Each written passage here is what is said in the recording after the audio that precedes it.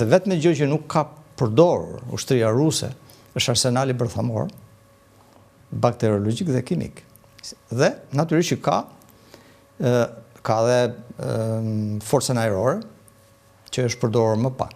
Për arsye, tani nuk ka më inkursion ajrore brenda territorit Ukrainës. Ka në territorin e Ukrainës, por në territorin e pushtuar. Arsyeja është mbrojtja kundërajrore e Ukrainës është shumë efikase për arsye të raketave që është mbështetur nga perëndimi, nga vendet perëndimore. Dhe ka patur një numër të madh avionësh të rrëzuar. Kështu që Rusia nuk i ka angazhuar më këto dhe përdor më shumë dronë se sa avionët dhe pra e kisha fjalën të kjo që është më shumë i papërdorur forca ajrore dhe arsenali i armëve të shkatrimit mas.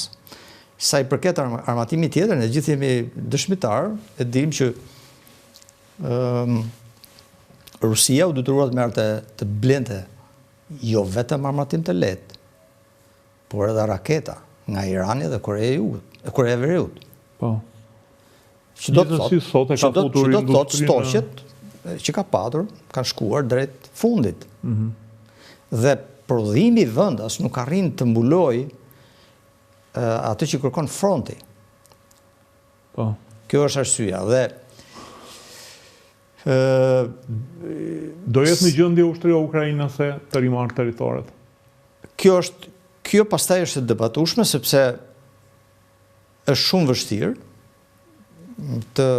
sepse minimalisht dikur thonë që është 1-3, po ende thonë që duhet 1-2 raporti forca. Jo, më shumë. Do më thënë forca sulmuese duhet të jetë 2 deri në 3 herë më e madhe sa e mbrojtja. Duhet të jetë mbi 1-3.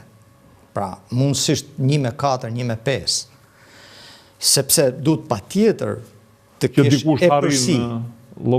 Të kesh e përsi. Ajo nuk është vetëm ajo ana numerike, ajo po ka të bëjë edhe me moralin e trupa, ka të bëjë me fjalë, ju keni parasysh, një turm.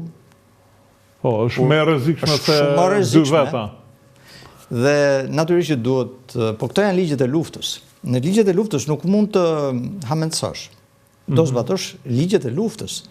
Është shkencë si gjitha. Ishte një nga gafat që bën ushtria ukrainase që bëri me ofensivën e saj të 2023-shit, ndoshta në presionin politik të perëndimit, duke sulmuar gati në raportin 1-1.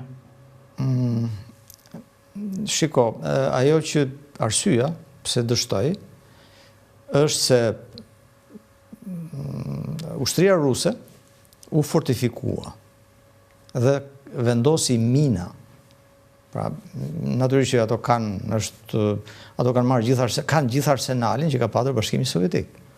Dhe kanë mina nga më të ndryshme, mina kundër kryesurisë, mina kundër tanke, mina kundër kryesurisë jo të thjeshta, siç kemi pas vetëm ne që ishin me shkelje, por edhe akustike, edhe po magnetike. Po, dhe këto duke kuptuar që nuk ishin gjendje më të përparonin, u fortifikuan aty ku ishin, vendosën fushat minuara përpara dhe shumë vështirë.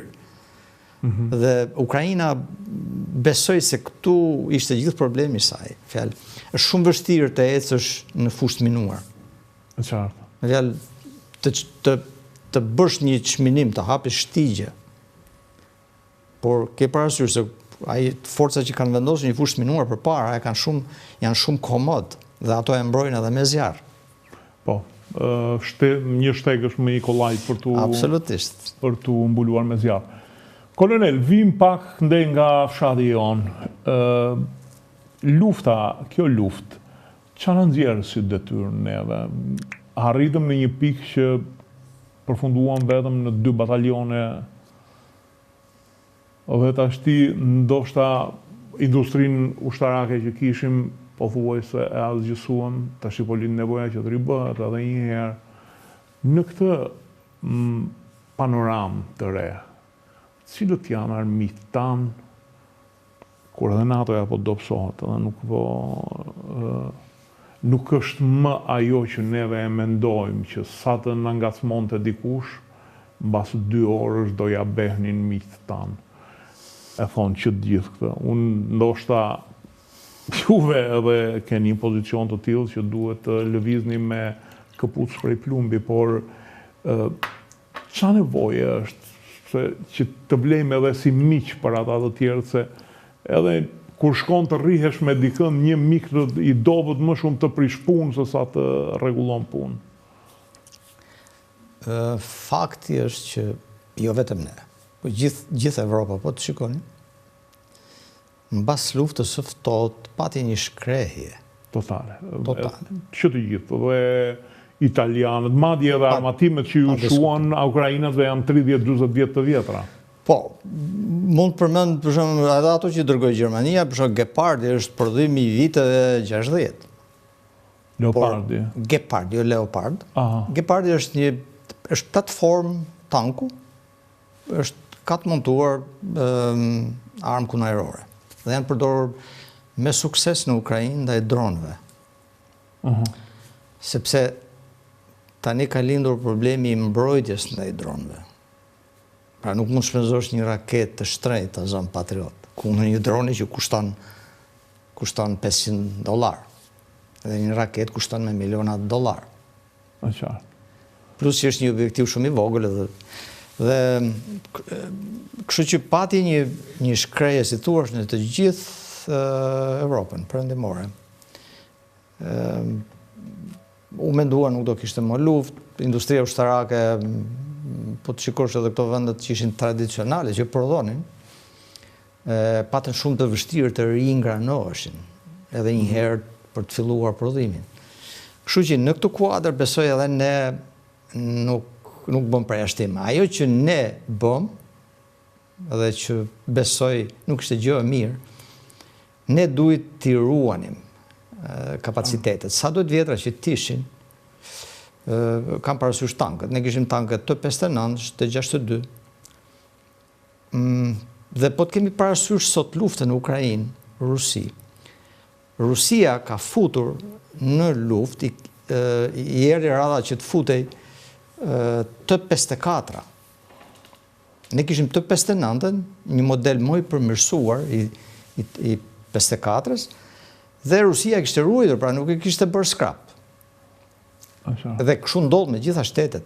Pra një armatim, nuk mund të thuar që është një armatim mund tjetë jo bashkohor, po armatimi është armatim.